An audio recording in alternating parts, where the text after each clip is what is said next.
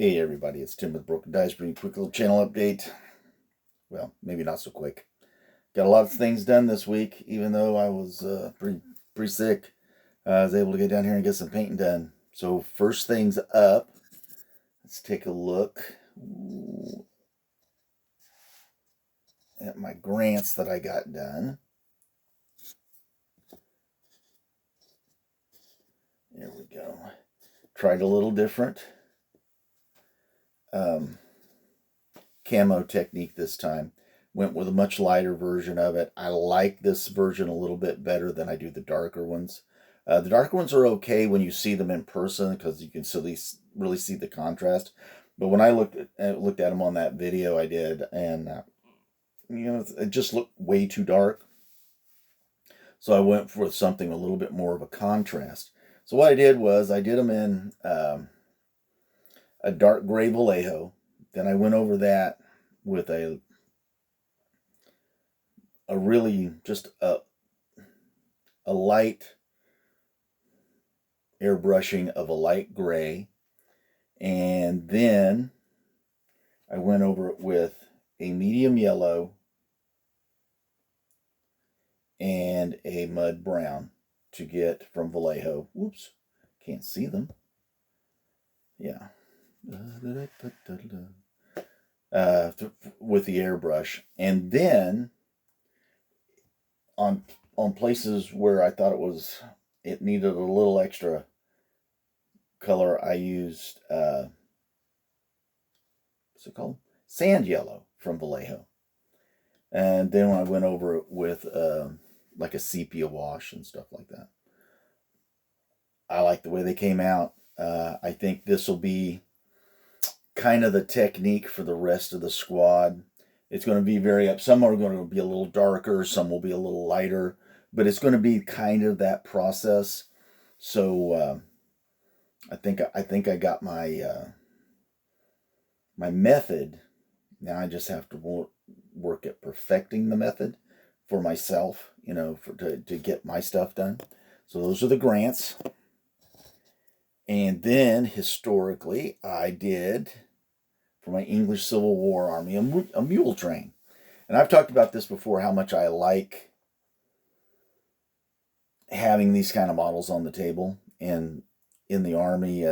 They lend themselves not only just because they bring aesthetics to the table, but also you can actually use them in the game as objective markers, mobile objective markers. I also have a wagon that I did last year for my English Civil War army. I enjoy having those. They bring that little extra something to the table. This is got a lot of different things going on here. So I went with kind of a dark palette all the way across. So it just looks worn, and it looks like a mule train. Lots of different Vallejo browns, Games Workshop contrast paint browns, P3 paints, their Bastion gray and their Crick 6 highlight sort of deal on some of the grays. It was a fun little project. Like I said, I have nothing else to say about it. It's a mule train.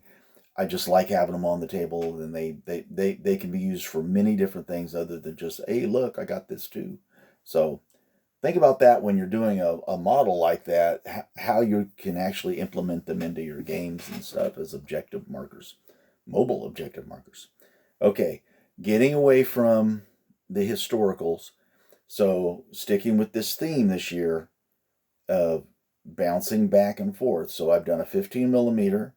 I've done my English Civil War, and now I'm going to go back and I'm looking at a Song of Ice and Fire models that I've just pulled out of the box, and we're going to look at those.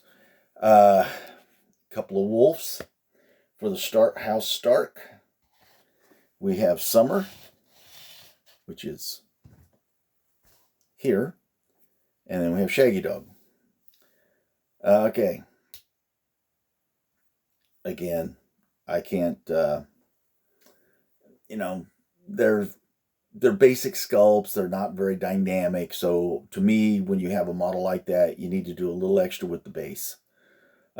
It's a gray wolf for the most part, and there's really not much you're going to do. I mean, there's guys that can paint really great gray wolves, and I'm just not one of them.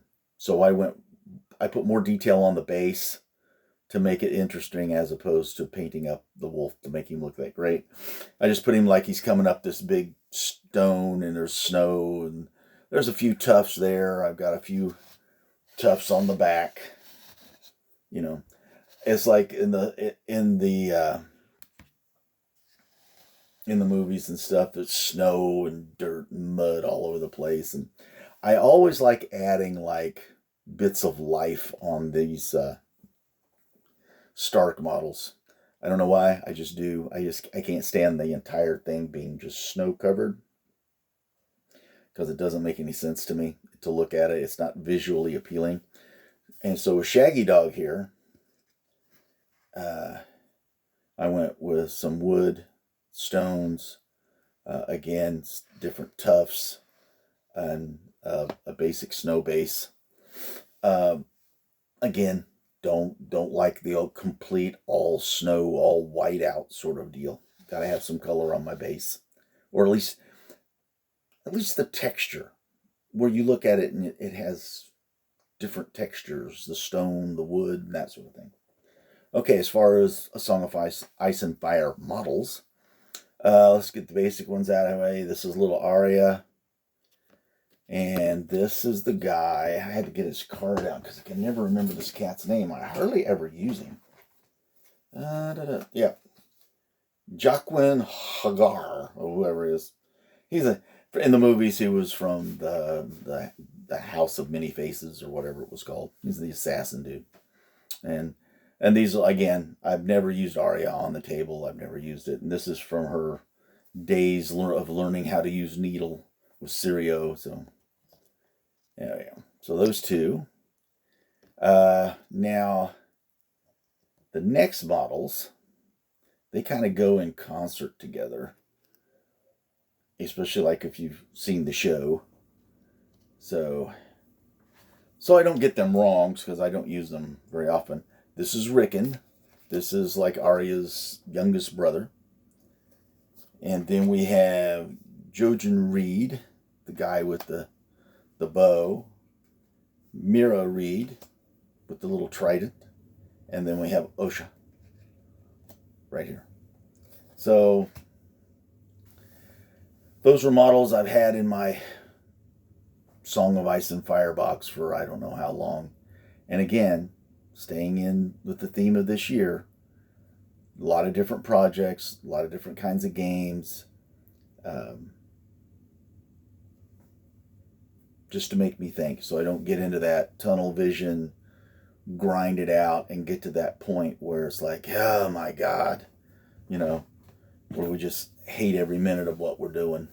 And I don't want to get that. Life's too short to do that. And I mean, we aren't talking about models and games and stuff like that. That shouldn't be a point of stress. Unless this is the way you make your income. And certainly I'm not there. You should not feel that sort of pressure in your painting of your models. You should want to, if you're really interested in it, you want to make them presentable. But, come on, we all have limitations, and we all have limitations of time and life. And so our hobbies are for us to enjoy, it should bring us happiness, not stress and anxiety. So that's it. This is where I'm going to end this today. Next week, I know I'm going to have more grants to get done. I'm going to figure out something for my English Civil War projects to pull out and do, and probably something else from the Song of Ice and Fire. Yeah, I've got all kinds of stuff to do, and it's so funny. I've got so much stuff. I'm actually taking a lot of my plastic pile that I know I'm not ever going to get to, and I'm putting them on eBay. I'm moving them out so I can concentrate on the things that I'm doing at this particular moment in my life, not some long-term plan that will never come to fruition. So, I'm just kind of going to go that route for a little while. Who knows? Well, anyway, everybody stay safe, stay well, and I'll see you next time. Hopefully with some more stuff done.